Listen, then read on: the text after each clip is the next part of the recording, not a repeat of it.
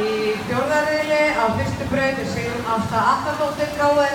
á annarri braut Hjördís Kjartansdóttir Ægir, á þriðju braut er Emma Ýr Guðmundsdóttir Breiðablik,